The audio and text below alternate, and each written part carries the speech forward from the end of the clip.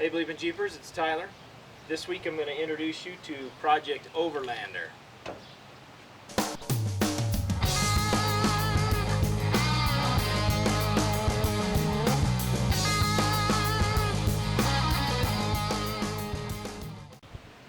Now before you guys get too excited, Project Tetanus will continue. If you're new to BleepinJeep, you don't know what Project Tetanus is, I'll leave a link in the description below. You can go check out the introduction to that. Basically, it's an 87 Comanche pickup that I am making into a kind of an all-around daily driver.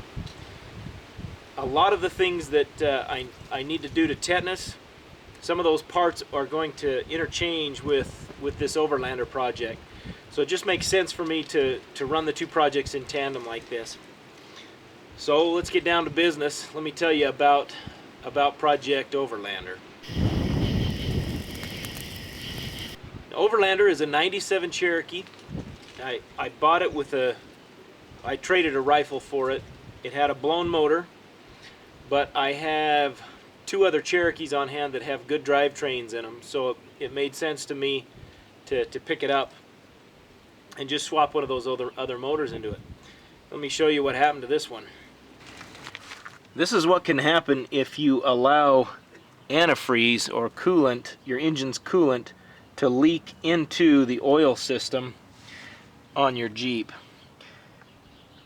Antifreeze, it's a liquid, it cannot compress, and if it makes its way through your cylinder head into the cylinders, when that piston comes up and tries to compress the fuel, it'll hit that water, and it's just like a big hydraulic, and that piston cannot compress that liquid, but the camshaft down here is forcing it up, and something has to give.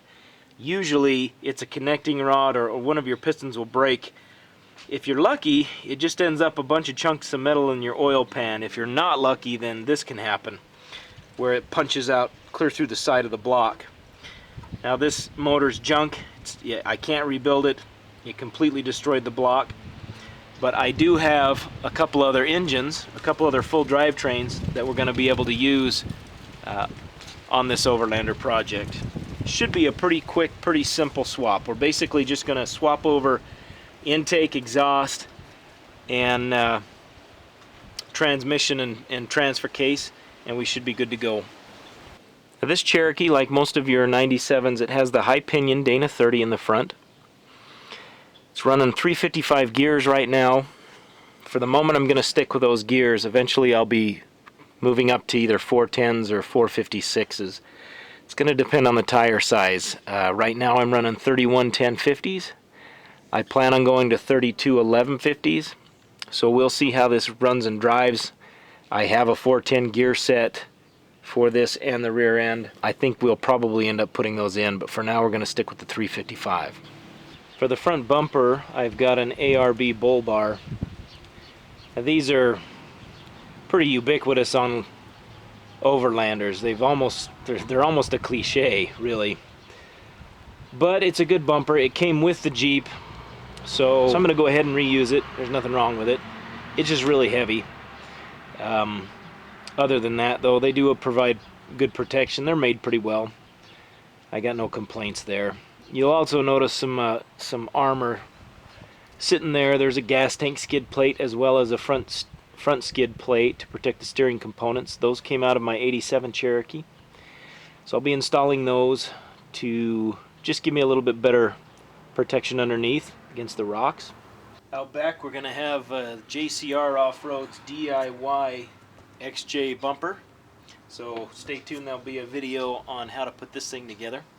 That's going to make a real nice rear bumper. I'm going to do some customization, see if I can't put a tire carrier on it, maybe a few other things. A lot of the Overlanders like to put fold down tables and things like that on their rear bumpers. I haven't really decided the configuration I'm going to do yet, whether it'll be a single swing with a tire on it or whether it'll be a split in the middle. Haven't made up my mind, but this is a super awesome foundation to start from. So JCR just makes awesome stuff. The Jeep already has a pretty stout roof rack. It's got 3 Thule cross members, and it's all aluminum. It's a home jobby that somebody built themselves, but they did a pretty nice job. At one time they had an air compressor up here. They've got an air chuck on both sides for a quick attach. You're running an air line. So it's a decent setup. It's lightweight, super stiff, pretty strong. I'm gonna probably keep this if it turns out that I can make it compatible with a rooftop tent. If I can't, then I'll have to do something different. But for now, I'd kind of like to keep it. The interior, for the most part, is gonna stay pretty standard. I'm gonna have to come up with some sort of cargo, some kind of cargo control system here, whether that be drawers or slide outs or something. I want to have an onboard fridge, and I want to have an onboard kitchen, which includes a stove, a small sink, a contingency for water storage, that type of deal. So all that I'm going to have to work into this fairly small space. It should be interesting to see how to make that fit on a Cherokee. There's not a whole lot of cargo space back here. But the only other really oddball thing that may be going on in the interior is I've got to find a way to fit 6 people instead of 5. So I'm toying with the idea of doing a bench seat or split bench seat conversion in the front, so that I can come up with one extra set of seat belts and be able to put 6 people in here, everybody with a seat belt, and keep the man off my back. Haven't quite figured out how to do that yet, but I have a suspicion that a Comanche bench seat would fit in one of these. I don't know. We're going to have to do a little bit of looking around and see. Electronics wise, I do have a ham radio license, so I'm going to be setting up a 2-meter radio in here as well as a CB. I haven't decided whether to put a base unit in or just use one of my handhelds. My handhelds run the CB channels as well, so it'd be nice to have a dedicated base unit in here. When I did my JCR console bracket fix video, you guys cracked me up. There were probably a dozen comments on this stupid crooked radio, and nobody even mentioned that the entire driver's door panel was missing. But anyways, yeah, gonna fix the radio, guys, don't worry. That's gonna clean up the dash. I'm also gonna be adding some auxiliary lighting, some LED lighting, so that'll include putting in some switches and some other things in here. So there'll be some videos come out of that. This was, I guess the guy had a laptop or something in here, but this is gonna go. That's just a mount to mount up a laptop or something. It's really kind of in the way, so that'll be going. Other than that, I would like to have an overhead console in here, so I'm gonna be looking at some aftermarket consoles, maybe one similar to the one of my dad's Jeep, that Gray Ghost. I really like that console, so if I can find one and find what it is, then probably be putting one of those in here as well. Couple little odds and ends. I've been doing a lot of research, and I'm ready to try an onboard air conversion on a Sandon AC pump. This came out of an '87 Cherokee, and it's really not as complicated as I thought it was going to be. Now I'm gonna set it up so that I can recycle the oil and purge the system and everything from in the cab. But these will pump out 12 to 13 cubic feet of air per minute. I mean, they're just awesome.